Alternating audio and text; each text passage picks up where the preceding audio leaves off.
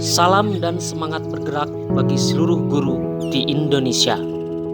Perkenalkan, nama saya Nurdin Rusli, calon guru penggerak Angkatan 7. Saya bertugas di SMK Negeri 1 Garut, Provinsi Jawa Barat.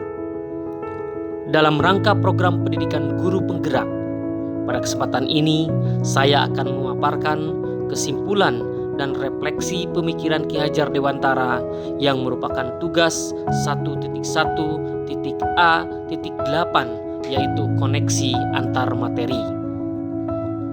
Terdapat 3 hal yang menjadi bahan refleksi bagi diri saya sebagai dasar pemaparan yang akan saya sampaikan. Yang pertama, apa yang saya percaya tentang murid dan pembelajaran di kelas sebelum saya mempelajari modul 1.1. Yang kedua, apa yang berubah dari pemikiran atau perilaku saya setelah mempelajari modul ini. Dan yang ketiga, apa yang dapat segera saya terapkan lebih baik agar kelas saya mencerminkan pemikiran Ki Hajar Dewantara.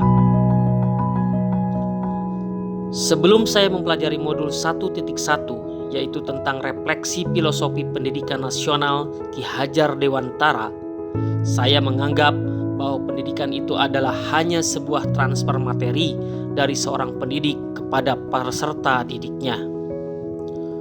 Peran saya sebagai pendidik lebih dominan daripada peserta didik. Selain itu, capaian tujuan pembelajaran lebih berorientasi pada nilai, bukanlah proses.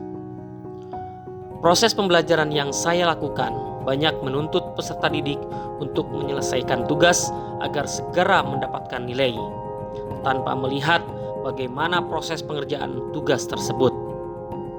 Metode pembelajaran yang saya lakukan cenderung statis, sehingga menyebabkan rendahnya motivasi peserta didik dalam belajar. Dan saya menyamaratakan kemampuan peserta didik dengan memberikan perlakuan yang sama dalam pembelajaran. Setelah saya mempelajari modul 1.1, pemahaman saya terhadap arti pendidikan berubah. Saya menyadari bahwa peran saya sebagai pendidik yang selama ini saya terapkan tidaklah tepat. Pendidik adalah sebagai fasilitator, bagaimana mengarahkan dan membina peserta didik dari berbagai aspek, yaitu aspek afektif, kognitif, dan psikomotor. Dalam hal ini, peserta didiklah yang menjadi subjek atau pusat dalam pembelajaran. Kemudian yang berubah pada diri saya adalah saya lebih mengutamakan proses dalam penilaian peserta didik. Bagaimana proses menuntun agar berubah dalam aspek sikap, berubah dalam aspek pengetahuan dan keterampilannya. Metode pembelajaran yang saya lakukan pun jadi bervariasi, sehingga minat peserta didik dalam belajar relatif meningkat. Pembelajaran berdiferensiasi pun saya terapkan sesuai dengan kemampuan dan kebutuhan peserta didik.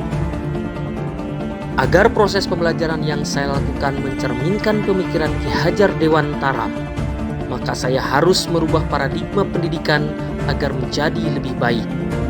Sesuai dengan trilogi pendidikan Ki Hajar Dewantara, saya harus menjadi teladan di depan para peserta didik.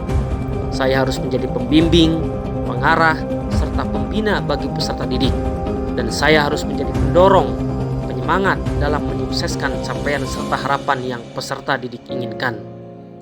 Saya harus segera merealisasikan pemikiran Ki Hajar Dewantara tentang kodrat alam dan kodrat zaman, dengan mengidentifikasi bagaimana karakteristik kemampuan peserta didik sesuai dengan kodrat alamnya, serta menganalisis kondisi dan situasi zaman yang berkembang agar dapat disesuaikan dengan kebutuhan pembelajaran, namun tidak menyampingkan aspek sosio-kultur daerah yang ada. Dari ketiga jawaban refleksi tersebut dapat diambil kesimpulan bahwa pendidikan pada prinsipnya adalah memerdekakan manusia. Pendidikan harus menuntun peserta didik sesuai minat dan bakatnya. Proses pendidikan harus berlangsung menyenangkan, pendidikan harus berhamba pada peserta didik, dan pendidikan harus mampu memberikan teladan bagi peserta didiknya. memberikan arahan dan motivasi, serta memberikan dorongan.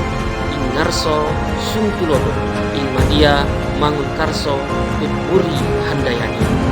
Demikian yang dapat saya sampaikan. Salam guru penggerak.